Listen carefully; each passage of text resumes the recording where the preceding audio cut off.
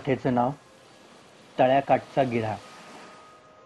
लेखन आणि वाचन प्रशांत रासकर. गिरा म्हणजे काय? गिरा म्हणजे पुरुष भूत. पाणवठ्याजवळ वास्तव्य करते.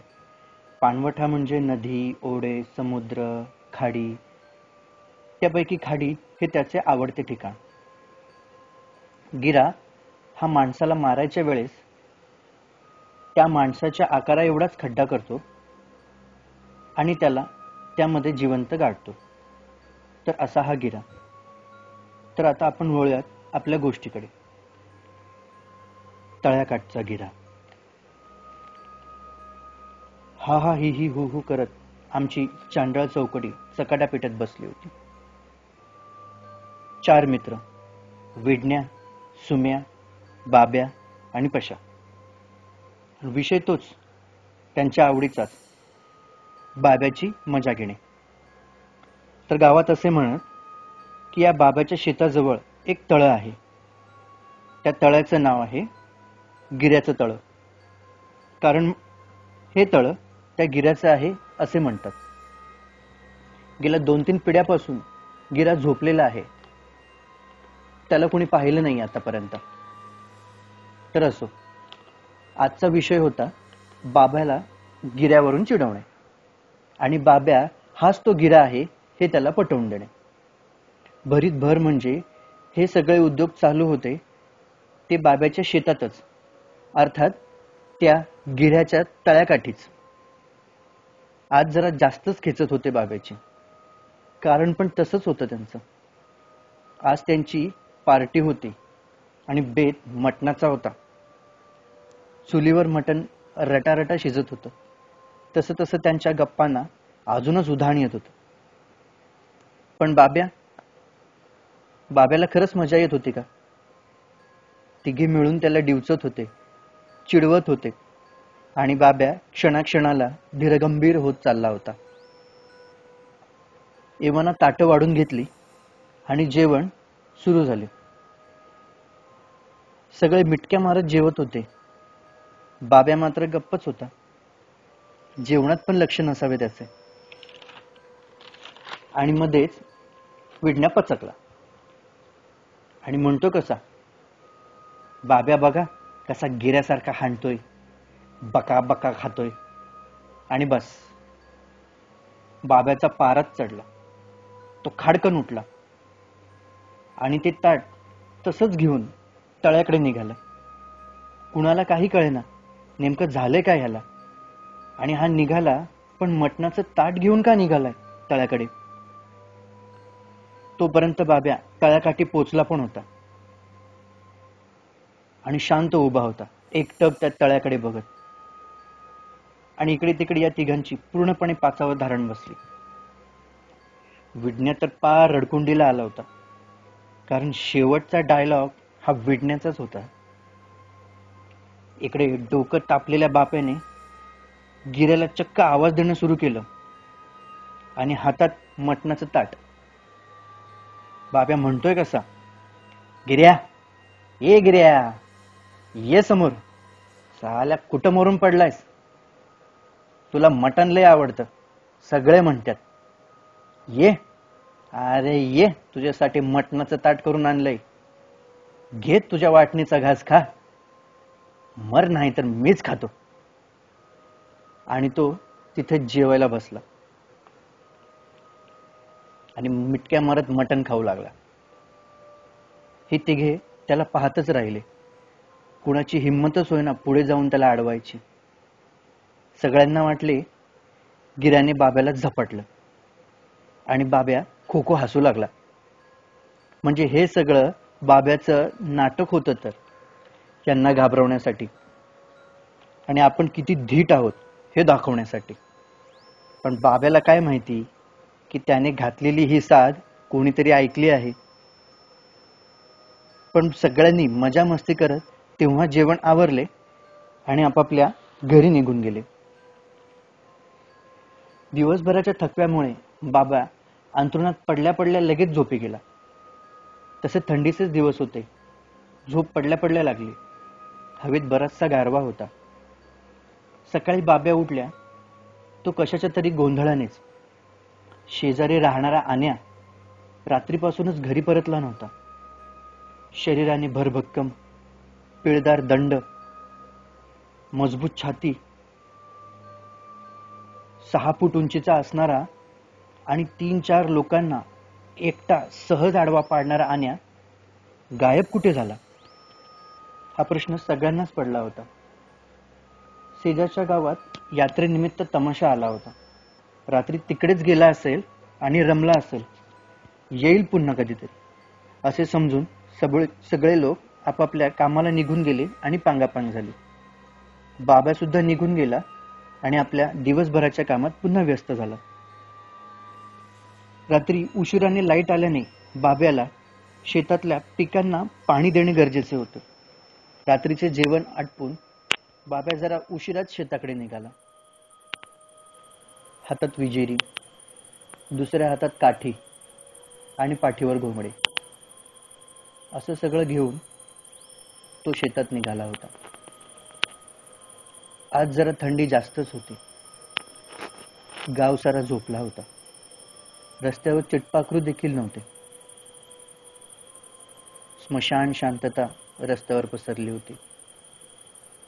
होत होता तो केवळ पायातील चपलांचा कर कर कर असा आवाज.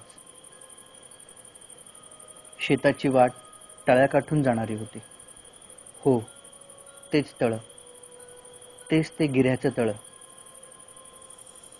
जिथे काल सकाळी ह्यांनी मजा मस्ती मारली होती, गिऱ्याची चेष्टा केली होती. चालत चालत बाब्या तळ्याकाठी पोचला. तळ्याचे पाणी संथ होते. त्यावर शेवाळाची हिरवी चादरच टाकली होती जशी. चांदणी रात्र असल्यामुळे पुरेसा मुबलक प्रकाश सगळीकडे पसरला होता आणि चंद्राची प्रतिबिंब सुद्धा त्या तळ्याच्या संथ पाण्यामध्ये पडले होते.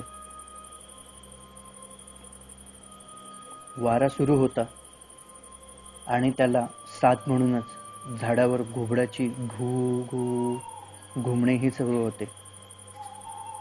रातकिड्यांची किर्र त्या शांततेचा भंग करत होती. एका दगडाला ठेचकाळून बाब्या अडखळला, पण लगेच त्याने त्याचा सोल सावरला. त्यातच त्याला रस्त्याकडेला तळ्याच्या दिशेने काही खड्डे दिसले, वेगळ्याच प्रकारचे, आकार न उकार नसलेले, थोडेसे लांबटसे. तो तसाच पुढे चालत निघाला. तर पुढे दुसरा खड्डा. आता बाब्या जरा चक्रावला. त्याला काही कळेनासे झाले. तो आता झपाझप पावले टाकत निघाला. चालता चालता तो इकडे तिकडे पण पाहत होता. घडीत त्याने मागे वळून पाहिले, पण मागे तर कोणच नव्हते. पुन्हा त्याने झपाझपा पावले टाकत निघणे सुरू केले. तसाच पुढे पुढे पुढे पुढे तो चालत राहिला. आता थोडीशी त्याला भीती वाटू लागली होती. हातातील घोंगडे त्याने चांगले शरीराभोवती लपेटून घेतले. काठी सरसावली आणि व्यवस्थित पकडली. शेत आता काहीच अंतरावर राहिले होते की त्याला जे समोर दिसले त्याने त्याची बोबडीच वळली. पुन्हा एक खड्डा, साधावर 1.5-2 फूट खोल आणि माणसाच्या आकाराचा. हात, पाय, डोके असे अवयव असल्यासारखे वाटत होते त्या खड्ड्याला, जसा काय गिऱ्हानेच माणसाच्या आकाराचा केलेला असावा. काय गिऱ्हा? गिऱ्याच्या विचारानेच त्याचे डोके गरगरू लागले. आता भीती काहीशी अजून वाढली होती. हातापायाला कंप सुटला होता. ऐन थंडीत तो घामाघूम झाला आणि त्याच वेळेस अचानकच वारा आपोआप कमी झाला. घुबडाचं घू घू घुमसणं थांबलं. रातकिड्यांची किर्र आता ऐकू येईन अशी झाली. आणि बाब्या स्वतःला सावरणार आणि तिथून घरी पळत सुटणार. त्यातच थांब, जसा आहेस तसा थांब, हलशील तर तुझा जीव घेईन, असा आवाज आला. आवाज अगदी जवळून आला होता. त्याच्या उजव्या बाजूला काटेरी खुर्ची झाडी होती, छोटी छोटी, एकदम खुरट्या पद्धतीची. तिथे थोडी खसखस त्याला जाणवली. वातावरणातील तो बदल त्याला आता चांगलाच जाणवत होता. वारा बंद झाला, झाडाची सळसळ थांबली, झाडाचे पानही हलत नव्हते. पण वळवळ होत होती ती फक्त त्या खुरट्या काटेरी झाडाची. काहीतरी होतं तिथं, नक्कीच काहीतरी होतं. एखादा ससा? छे, ससा कसा असेल? मग कुत्रा? नाही. तेवढ्यात त्या झुडपातून कोणीतरी बाहेर येताना त्याला दिसलं. एक काळी आकृती. ते लाल भडक मण्यांचे डोळे त्याच्याकडेच पाहत होते आणि ती आकृती त्याच्याकडेच येत होती. आकृतीच ठेंगणी, जाडी, काळी. एखाद्या साखरेच्या पोत्याला बसवलेले मानवी अवयवच जणू. खुरटे पाय, पायापर्यंत येणारे त्याचे हात. डोकं नव्हतंच, जसं पोत्यावर मडकच ठेवलंय, विना मानेचं. त्या मडक्याने 2 मणी जसे स्वतःवर बसून ठेवलेत, म्हणजे त्या मडक्यावर 2 मणी लावलेत तसे डोळे. आणि हाताचे तळवे चपटे तळवे. हो, खड्डा करायला. माणसाच्या आकाराचा खड्डा. म्हणजे तो खड्डा. आणि आण्या म्हणजे तो खड्डा आण्यासाठी केला होता. तर आण्याला गिऱ्याने गायब केलं होतं. हत्तीसारखा आण्याला गाडणारा गिऱ्या आता मला पण. हा विचार करून बाब्याचा थरकाप उडाला. अंगावर सर्र काटा आला. ऐन थंडीत बाब्याला दरदरून घाम फुटला. डोक्यातून निघणारा घामाचा ओघळ पाठीपर्यंत जात होता. त्याला त्याचे शब्द आठवले. त्यामुळेच तो गिरा आला होता. गिराला त्यानेच तर जागे केलं होतं. बरोबर, मटण खायला बाब्यानेच तर त्याला बोलावलं होतं. गिऱ्याने काल आण्याला गाडला होता आणि आज बाब्याची वेळ होती. असा विचार करेपर्यंत गिऱ्या जवळ आला होता आणि गिऱ्याने बाब्याला गाडायसाठी खड्डा करायला सुरुवात देखील केली होती. अगदी बाबाच्या आकाराचा खड्डा जवळजवळ तयारच होता. अगदी बाब्यासारखा हुबेहूब, जसा तो निश्चल स्तब्ध उभा होता तसाच. पाय, धड, छाती, हात, डोकं अजून बाकी होतं.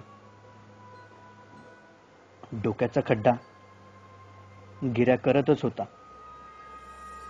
बाब्याला त्याचा अंत आता समोर दिसू लागला होता. बाब्याचं डोकं चक्रावले. डोक्याने काम करणंच बंद दिलं होतं. हृदयाची स्पंदने खूप जोराजोरात व्हायला लागली होती.